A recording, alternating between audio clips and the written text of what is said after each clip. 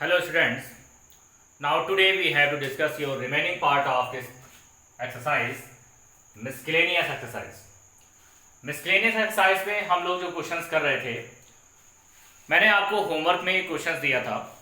Question number 4 हम यहाँ पर इसको देख रहे थे और उसमें हमारे पास था so that the following 4 conditions are equivalent. आपके पास 4 कंडीशंस थी और उसको इक्विवेलेंट हम लोगों ने प्रूव किया था. और इक्विवेलेंट जब हमने प्रूव किया था तो वहां पर आपके पास जो कंडीशंस थी, तो फर्स्ट कंडीशन किसके इक्वल थी आपके पास, सेकंड के इक्विवेलेंट हमने प्रूव किया था. ठीक है ना, रिवर्सिबल आपके पास था. और फर्स्ट कंडीशन फिर हमने थर्ड के इक्विवेलेंट प्रूव किया था. और फिर हमने आपको दिया था कि फर्स्ट आपके पास जो रिलेशन था वो किसके इक्विवेलेंट था, फोर्थ के इक्विवेलेंट था. ये मैंने आपको होमवर्क में दिया था. तो चलिए हम आपको ये बताते हैं किस तरीके से आपने किया हुआ है. आप इसको अच्छी तरीके से चेक कर लीजिएगा. तो देखिए, आपको प्रूव करना था कि फर्स्ट जो रिलेशन है वो किसके इक्विवेलेंट है, 4 के इक्विवेलेंट है. ऐसा हमें प्रूव करना था. ये चीज हमें प्रूव करनी थी क्वेश्चन नंबर 4 में. तो यहां पर जब आपको ये प्रूव करना था तो इसमें आपके पास क्या था, इसका मतलब ये हो गया कि आपको प्रूव करना है कि अगर आपको गिवन है ए सबसेट बी, आपके पास सबसेट क्या है, ए सबसेट बी गिवन है, तो देयर इंप्लाइज, ठीक है, या रिवर्स प्रोसेस आपके पास क्या होगा, A intersection B is equal to A. ये हमारे पास आपको प्रूफ करना है.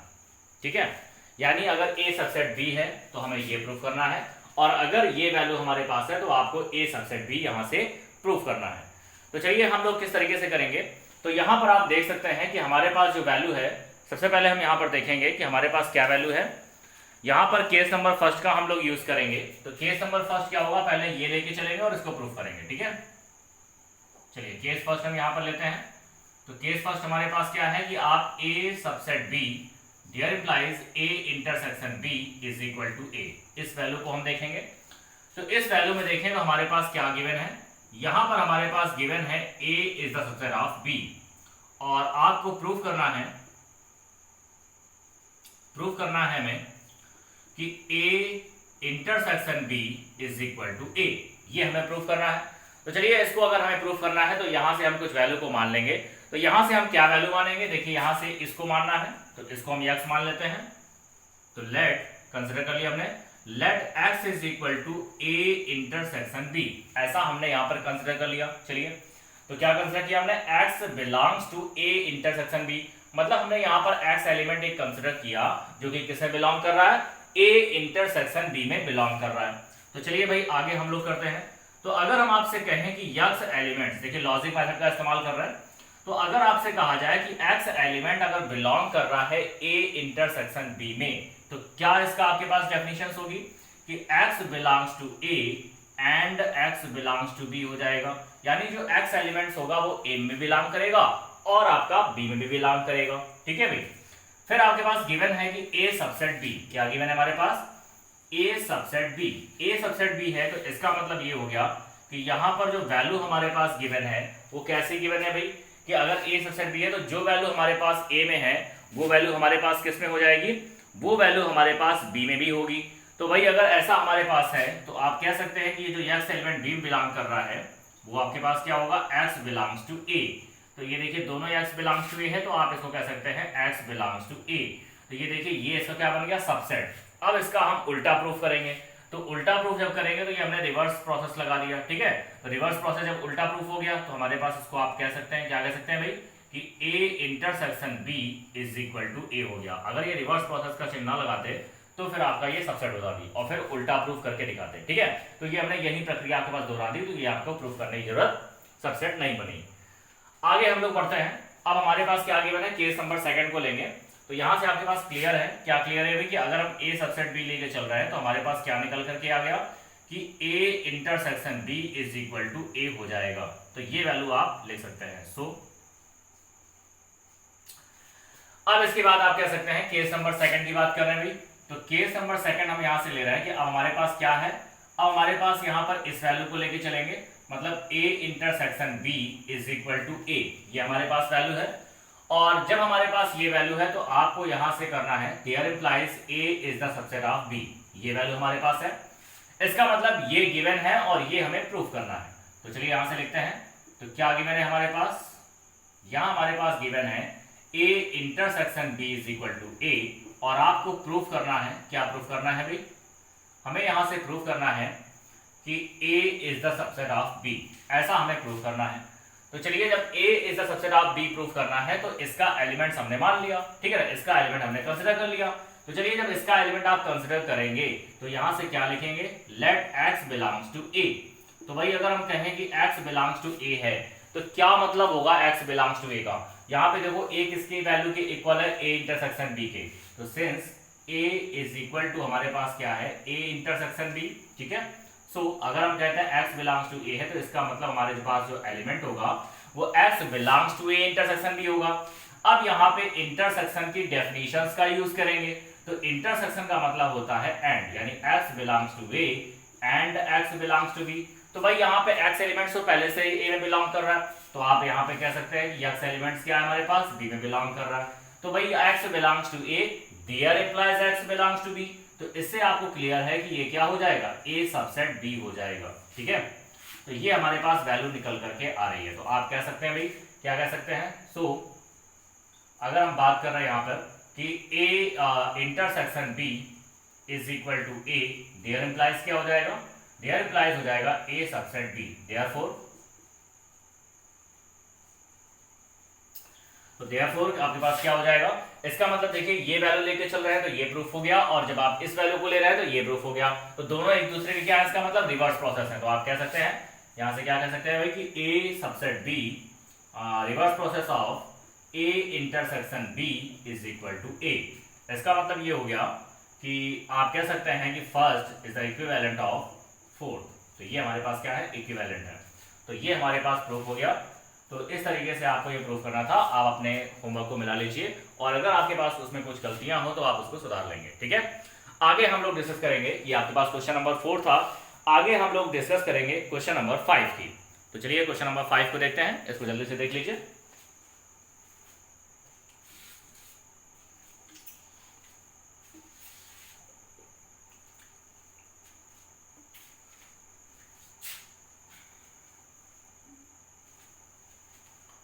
Question number 5 is show that if A intersection B, then C minus B is the subset of C minus A। ऐसा हमें प्रूव करना है। चलिए देखते हैं।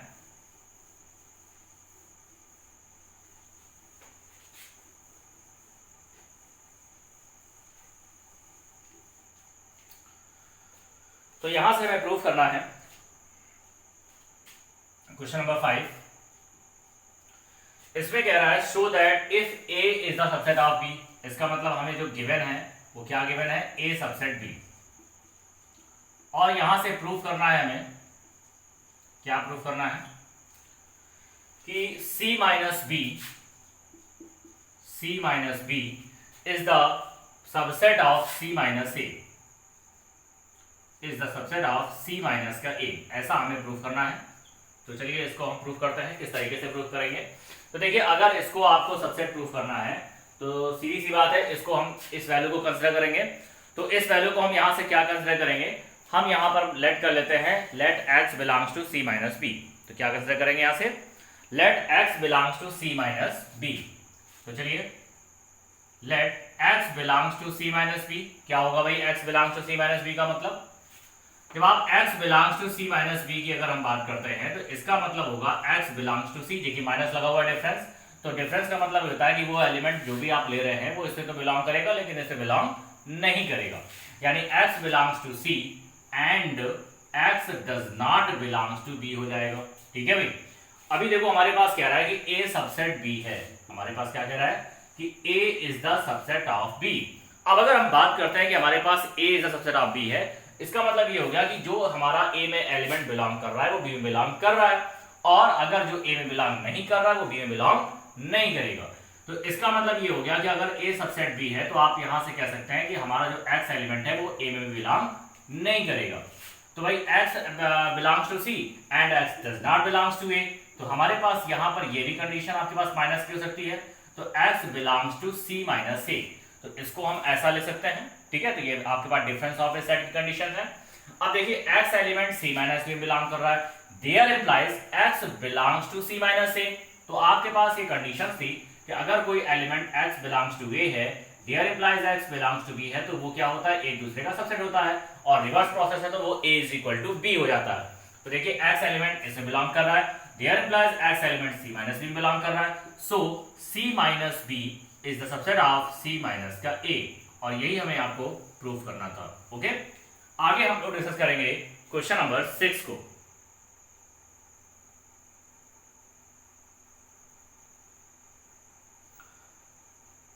तो चलिए क्वेश्चन नंबर 6 को डिस्कस करते हैं।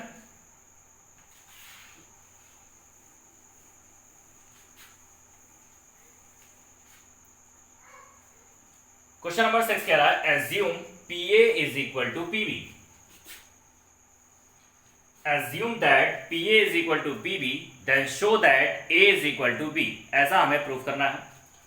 तो चलिए भाई, इसका मतलब हमारे पास जो गिवन है, क्या गिवन है, PA is equal to PB, और भाई PA क्या होता है, P is the power of set, ठीक है, पावर सेट होता है आपके पास, और यहां से आपको प्रूफ करना है A is equal to B। तो भाई a इज इक्वल टू की बात करें तो a is equal to B का मतलब होता है, अगर हम किसी भी तरीके से क्वेश्चन में a सबसेट b प्रूफ कर दें और b सबसेट a प्रूफ कर दें, तो इसका मतलब आपके पास a is equal to b हम यहां से राइट डाउन कर सकते हैं, ठीक है ना। तो a is equal to b का मतलब ये हो गया कि आप a सबसेट b प्रूफ कर दें और b सबसेट a प्रूफ कर दें, तो आप कह सकते हैं कि a इज इक्वल टू क्या होगा, b हो जाएगा, ऐसा हम यहाँ पर लिख सकते हैं। तो चलिए a is equal to b की अगर हम बात करें तो a is equal to B हमारे पास किस तरीके से प्रूफ होगा, ये देखिए PA की पहले बात करते हैं। तो PA क्या है, पावर सेट है, तो कह सकते हैं all possible subset of a set, power set क्या होता है भाई, अगर हम पावर सेट की बात करें तो ये क्या है, ऑल पॉसिबल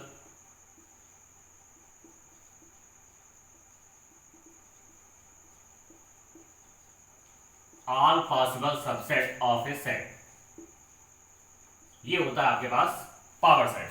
मतलब जितने भी जो भी सेट आपके पास गिवन है, तो आप किसी सेट का सबसेट निकाल लें और सबसेट निकाल करके अगर उस सबसेट का एक सेट आप बना ले तो वो कहलाता है पावर सेट, यानी all possible subset of a set. तो ये क्या आपके पास है, ये कहलाता है पावर सेट। तो चलिए हम पहले पावर सेट को यहां पर डिफाइन कर लेते हैं कि पावर सेट क्या होगा, उसके अकॉर्डिंग फिर हम इसकी वैल्यू को फाइंड आउट करेंगे। तो चलिए अगर हम पावर सेट की बात करें तो यहां पर अगर हम लेट कर लें, दैट इज अगर हम कहते हैं कि a की वैल्यू हमारे पास है 1,2, सेट के अंदर क्या है, a की वैल्यू हमारे पास है 1,2, तो अगर हम यहां से पावर सेट बनाएं तो भाई इसका पहले हम ये देखते हैं कि सबसेट कौन कौन होगा। तो पहला इसका सबसेट होगा 5, दूसरा हमारे पास क्या होगा, सेट 1, फिर अगला हो जाएगा सेट 2, और अगला हो जाएगा सेट ऑफ 1,2, और अगर इस वैल्यू को सेट के अंदर रख दें तो ये कहलाता है आपके पास पावर सेट, ठीक है ना। तो अगर आपके पास यहाँ पे कहें कि that is a is equal to set of 1,2, then power set PA, ठीक है ना, then PA is equal to this term. तो आप देख सकते हैं कि ये जो वैल्यू है ये आपके पास कहलाएगी PA। अब इसको ध्यान से देखिए भाई, यहाँ पर a जो वैल्यू है वो आपके पास PA में बिलोंग कर रही है कि नहीं कर रही है। देखिए a का जो एलिमेंट्स है वो PA में है कि नहीं, ध्यान से देखिए भाई। तो a का एलिमेंट्स हम देख रहे हैं कि PA में बिलोंग कर रहा है, तो इसका मतलब ये हो गया कि यहां से अगर हम देखें तो जो भी पावर सेट होता है, जो पावर सेट बनता है किसी सेट का, तो अगर उस सेट की अगर हम बात करें तो वो सेट क्या होता है, उस पावर सेट का सबसेट ही कहलाता है। ध्यान से देखिए, और या फिर कहें कि वो सेट क्या होता है, वो उसमें बिलोंग करता है, ऐसा भी कह सकते हैं। तो यहां पर अगर इस सेट की बात करें तो इस पावर सेट के लिए ये आपके पास एक एलिमेंट्स है, तो देखो इसका एलिमेंट से बिलोंग कर रहा है, तो दैट इज आप कह सकते हैं, क्या कह सकते हैं भाई, कि A बिलोंग्स टू PA। यहां पर हम क्या कह सकते हैं कि ये जो A एलिमेंट्स है वो बिलोंग कर रहा है, किसमें बिलोंग कर रहा है, पावर सेट PA में बिलोंग कर रहा है, ठीक है भाई। अभी हम देख सकते हैं कि आपके पास गिवन है, क्या गिवन है कि PA इज इक्वल टू क्या हमारे पास है, PA is equal to PB, ऐसा हमारे पास गिवन है, ठीक है भाई। तो PA is equal to PB अगर हमारे पास गिवन है तो आप कह सकते हैं, क्या कह सकते हैं कि A बिलोंग्स टू क्या हो जाएगा आपके पास, A बिलोंग्स टू ये हो जाएगा PB। इसका मतलब ये हो गया कि ये जो A एलिमेंट्स है, A आपका सेट A है वो एक एलिमेंट्स की तरह आपके पास वर्क कर रहा है, और उसका जो एलिमेंट्स है, अगर हम किसी सेट B का पावर सेट निकालें तो वो उसमें भी बिलोंग कर रहा है। तो भाई उसमें भी बिलोंग कर रहा है, तो सीधी सी बात ये हो गई कि हमारे पास ए क्या होगा, ए बी का सबसेट कहलाएगा। ठीक है ना भाई। सो कह सकते हैं कि ए बी का क्या कहलाएगा, सबसेट कहलाएगा। ठीक है भाई। तो अब अगर आप ये कहें कि A is the subset of B, तो यहां से देखिए हमारे पास ए कंडीशन यहां से निकल करके आ गई, इसको हम फर्स्ट मान लेंगे कि ए सबसेट भी हमारा प्रूफ हो चुका है। अभी हम दूसरी कंडीशन यहां से निकालेंगे कि बी सबसेट ए किस तरीके से हमारे पास हो जाएगा। ठीक है, तो चलिए हम बात करते हैं कि बी सबसेट ए कैसे होगा। तो बी सबसेट ए के लिए यानी अब हमें प्रूफ करना है, सिमिलरली क्या प्रूफ करना है, similarly we can prove that,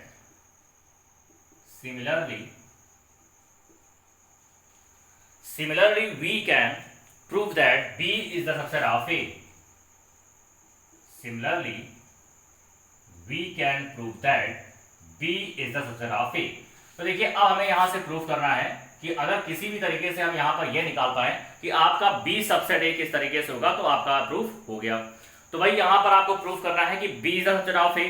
तो B is the subset of A की अगर हम बात करें तो कैसे निकलेगा, तो देखिए जैसे मैंने ये कहा है कि A बिलोंग्स का, A आपके पास सेट A ये है और इसका अगर पावर सेट बनाए तो ये होगा, और A बिलोंग करेगा PA में। तो आल्सो अगर हम बात करें हमारे पास कोई सेट B है और अगर हम B की बात करें तो B भी हमारे पास क्या होगा, उसके पावर सेट में बिलोंग करेगा। क्यों भाई, अगर हमारे पास A की जो वैल्यू है वो पावर सेट में बिलोंग कर रही है, तो इसका मतलब ये हो गया कि जो आपके पास B एलिमेंट्स है वो भी उसके पावर सेट में बिलोंग करेगा। तो यानी B इज द मतलब B belongs to power set B। तो चलिए भाई अब हमारे पास क्या गिवन है कि PA is equal to PB given है। तो हमारे पास क्या गिवन है, PA is equal to PB। तो भाई अगर PA is equal to PB given है तो यहां पर आप कह सकते हैं कि B बिलोंग्स टू PA। अब अगर हम ये कहें जैसे इस तरीके से मैंने कहा था कि A बिलोंग्स टू PB यानी A एलिमेंट्स PB भी कर रहा है, इसका मतलब AB का सबसेट होगा। तो जैसे हम यहाँ पे कह रहे हैं कि B बिलोंग्स टू PA, तो दैट इज आप कह सकते हैं कि B is the subset of क्या होगा भाई, A हो जाएगा, इक्वेशन नंबर सेकंड। तो आप दोनों इक्वेशन से ये क्लियर हो रहा है कि A is the subset of B and also B is the subset of A। तो आपके पास क्या क्लियर होगा कि हमारे पास A is equal to B कह सकते हैं। तो from equation first and second, from equations first and second we get क्या हो सकता है भाई, A is equal to B। ये हमारे पास आपके पास प्रूफ हो गया। ओके, तो जल्दी से इसको देख लीजिए। आगे हम लोग डिस्कस करेंगे क्वेश्चन नंबर 7।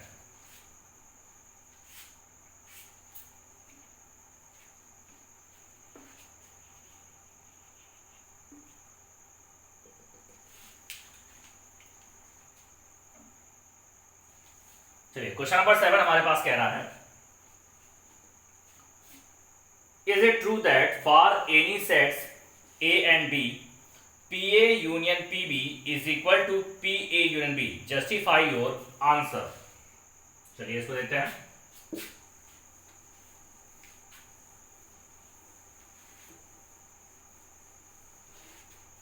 तो यहां पर हमारे पास कह रहा है कि आपके पास एक वैल्यू है, उसको आपको जस्टिफाई करना है कि वो आपका ट्रू है या फॉल्स है। तो चलिए देखते हैं।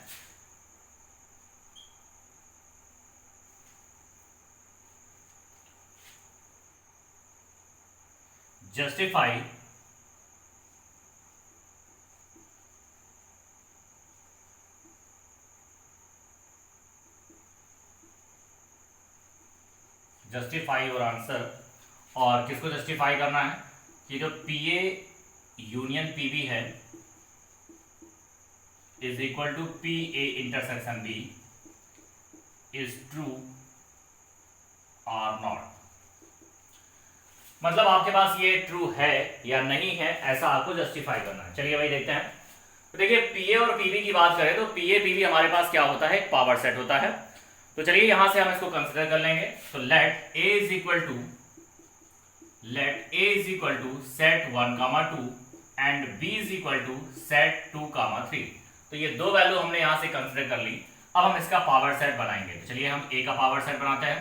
तो A का पावर सेट क्या होगा, A के सबसेट निकालें और उनको सेट के अंदर बंद करते हैं। तो भाई सेट क्या होगा, 5 होगा, फिर सेट 1 हो जाएगा, फिर हमारे पास सेट 2 हो जाएगा और सेट में 1, 2 हो जाएगा। तो ये इसका पावर सेट निकलेगा।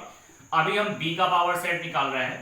तो B के पावर सेट की बात करें तो सेट 5 और ये हो जाएगा सेट 2, फिर आप कह सकते हैं सेट 3 और फिर हमारे पास कह सकते हैं सेट में 2, 3। तो ये बी का पावर सेट हो गया। अब इस प्रूफ के अकॉर्डिंग हम यहां से निकाल रहे हैं P A union P B. तो यूनियन का मतलब ये होता है कि हमारे पास सारे एलिमेंट्स लिखेंगे, तो यूनियन ले रहे हैं पी और पीबी का, तो पीए के भी सारे एलिमेंट्स को लिखे, पीबी को भी सारे एलिमेंट्स को लिखेंगे, ठीक है। और रिपीट टर्म आपका वन टाइम्स रिपीट होगा, रिपीट टर्म आपके पास एक ही बार लिखेंगे, ठीक है। तो चलिए यहाँ पे क्या होगा, वन टाइम्स रिपीट करेंगे, तो यहाँ पर आपके पास क्या होगा, 5 हो जाएगा। फिर हमारे पास क्या होगा, सेट 1 हो जाएगा। फिर हमारे पास क्या होगा, सेट 2, देखो सेट 2 दो जगह है तो एक ही बार में इस्तेमाल करेंगे। फिर हमारे पास क्या हो जाएगा, सेट में 3 हो जाएगा। फिर हमारे पास हो जाएगा सेट में 1, 2 और ये हो जाएगा सेट में 2, 3। तो ये देखिए आपके पास पी ए यूनियन पीबी की वैल्यू आ गई। अब यहां से हम पी ए इंटर अब यहां से निकालना है ए यूनियन बी। सबसे पहले क्या निकालेंगे, ए यूनियन बी निकालना है। तो भाई देखो ए और बी का यूनियन ले लो। अब अगर हम यहां से ए बी का यूनियन लेंगे तो इसका मतलब ए के भी सारे एलिमेंट्स को लिखेंगे और बी के भी सारे एलिमेंट्स को लिखेंगे। फिर आपको इसका पावर सेट बनाना है, तो इसका पावर सेट अगर हम बनाएं तो सेट के अंदर क्या होगा, 5। फिर हमारे पास क्या होगा, सेट 1। फिर हमारे पास सेट 2। फिर हमारे पास सेट 3। फिर हो जाएगा सेट 1, 2। फिर हो जाएगा 2, 3 और फिर हो जाएगा 3, 1 और फिर हो जाएगा सेट में 1, 2, 3। पावर सेट बनाना सिखाया था मैंने, तो उस तरीके से आप इसका पावर सेट बना लेंगे। अब जरा इन दोनों वैल्यू को ध्यान से देखिए, तो इट इज क्लियर दैट, क्या क्लियर है भाई, अगर दोनों वैल्यू को ध्यान से देखें तो ये दोनों वैल्यू हमारे पास इक्वल नहीं आ रहे भाई। तो P A union B, P A union P B does not equal to P A union B. तो दैट इज, इसका मतलब ये जो हमारे पास वैल्यू है वो क्या है, it is not true. That is the given value is not true. That is given value is not true. चलिए, तो ये आपने इस तरीके से बता दिया कि ये हमारे पास जो वैल्यू है वो आपके पास क्या है, फॉल्स है, ठीक है। और ये फॉल्स है और आपने इस तरीके से इसको प्रूफ में दिखा दिया। आगे हम लोग डिस्कस करेंगे क्वेश्चन नंबर 8 को। इसको देख लीजिए, ये आपका 7 नंबर था।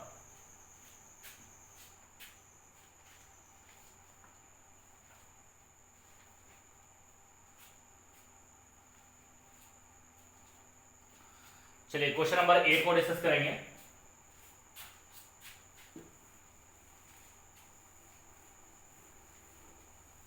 अब देखिए क्वेश्चन नंबर 8 हमारे पास क्या कह रहा है।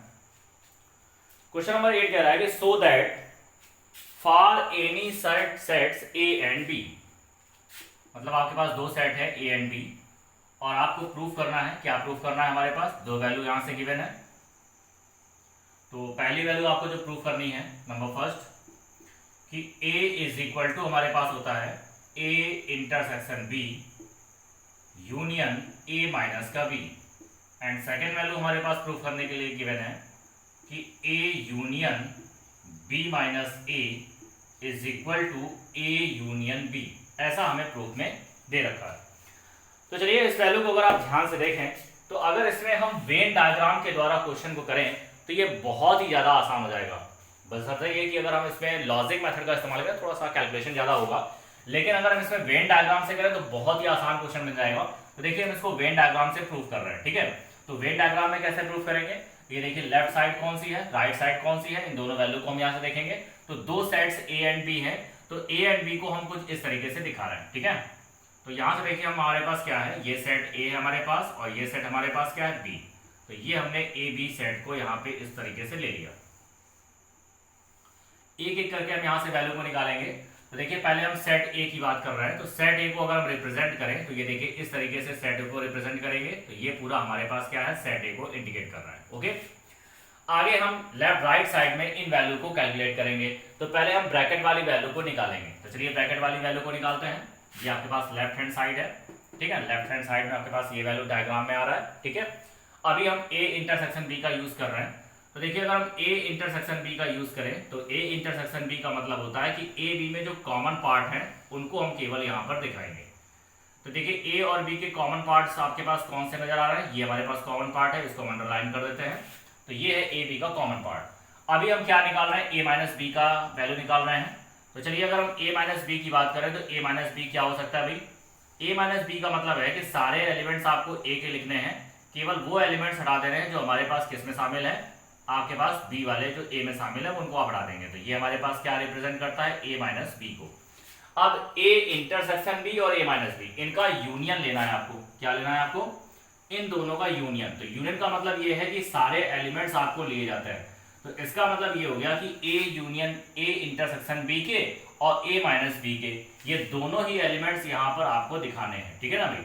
तो ए इंटरसेक्शन बी और यहां से हो जाएगा यूनियन ए माइनस का बी, यानी इंटरसेक्शन वाला पार्ट भी लेना है और ए माइनस बी वाला पार्ट। यानी ये जो आपके पास अंडरलाइन दिख रहा है, जो हमारे पास आपके पास क्या दिख रहा है, कॉमन पार्ट है, वो भी लेना है, और ये जो अंडरलाइन दिख रहा है दोनों को लेना है।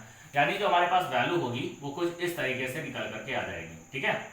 तो ये वैल्यू हमारे पास निकल करके आ रही है। तो आप देख सकते हैं, क्या देख सकते हैं कि भाई ये जो वैल्यू हमने निकाल रखी है, ये हमारे पास क्या थी, ए थी, जो हमने पहले आपको दिखा रखा था। तो इट इज क्लियर दैट, क्या क्लियर है भाई, यहां से हमारे पास क्लियर है कि ये जो ए है हमारे पास वो क्या है, ए इंटरसेक्शन बी यूनियन का ए माइनस बी, ये हमारे पास वैल्यू निकल करके आ रही है। चलिए, तो ये हमारा प्रूफ हो गया। आगे हमारे पास है क्वेश्चन नंबर सेकंड। तो चलिए हम क्वेश्चन नंबर सेकंड की बात करते हैं। इसको आप अच्छे से देख लीजिए, सेकंड नंबर को ध्यान से देखिएगा फिर से। चलिए, अब आगे हम बात करेंगे सेकंड नंबर की। आप इसको और भी ध्यान से समझिए। देखिए, सेकंड नंबर में हमें क्या प्रूव करना है, पहले हम ए को देखेंगे। तो ये देखिए, हमने एक सेट ए बना लिया और ये सेट हमने क्या बना लिया, बी। अब अगर हम ए की बात करें तो पूरा आपके पास ए क्या हो सकता है भाई, इसको हमने अंडरलाइन कर दिया। ये हमारे पास है सेट ए, ये हमारे पास क्या है, सेट ए है, इसको हमने ए लिख दिया। अब पहले बी माइनस ए निकालना है। तो बी माइनस ए का मतलब क्या हो गया, अगर हम यहां से बी माइनस ए निकालें तो इसका ये मतलब होगा कि सारे एलिमेंट्स आपको किसके लेने हैं, बी के लेने हैं।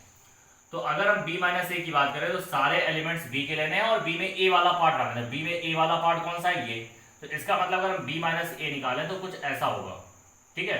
तो ये वैल्यू रिप्रेजेंट करेगी, जो अंडरलाइन किया है वो रिप्रेजेंट कर रहा है b माइनस ए को। अब अगर इसका और इसका हम यूनियन लेते हैं तो इसका और इसका यूनियन क्या निकल करके आएगा हमारे पास, देखिए ये भी हम निकाल लेते हैं यहाँ से। तो अगर हम यूनियन लेंगे, ये देखिए सेट ए है हमारे पास, ये सेट बी है। तो आप यूनियन निकाल रहे हैं, किसका यूनियन निकाल रहे हैं, ए यूनियन बी माइनस का ए। तो देखिए ए यानी ये पूरा पार्ट लेना है, इसके बाद बी माइनस ए यानी ये आधा वाला पार्ट, ये जो बचा हुआ ये भी लेना है। तो जब ये और ये पूरा आप लेंगे तो हमारे पास क्या हो जाएगी, ये पूरी वैल्यू निकल करके हमारे पास सामने आ जाएगी, ठीक है। तो ये हमारे पास आ गया ए यूनियन बी माइनस का ए। अब यहां से हम ए यूनियन बी को रिप्रेजेंट करेंगे, ठीक है भाई। तो चलिए ए यूनियन बी को रिप्रेजेंट करते हैं। तो ए यूनियन बी, अगर ये हमारे पास सेट ए है, ये हमारे पास सेट बी है, और अगर आप इसका यूनियन निकालते हैं तो यूनियन का मतलब ये होगा कि आपको पूरा पार्ट्स यहाँ पर दिखाना है। तो ये देखिए हमारे पास क्या आ गया, ए यूनियन बी। तो इट इज क्लियर दैट, क्या क्लियर है भाई, कि दोनों फिगर आपके पास क्या है, इक्वल आ रहे हैं। तो आप कह सकते हैं कि A union B minus A is equal to होता है ए यूनियन बी। और ये आपने वेन डायग्राम के द्वारा सेकेंड प्रूफ भी आसानी से कर लिया। तो चलिए आगे हम लोग इस क्वेश्चन को ध्यान से देखिएगा, और आगे हम लोग जो हमारा नेक्स्ट क्वेश्चन है मिससेलेनियस एक्सरसाइज का, क्वेश्चन नंबर 9, इसको हम आगे के वीडियो में डिस्कस करेंगे। तो आज के लिए इतना ही रखते हैं। Okay, thank you, good bye.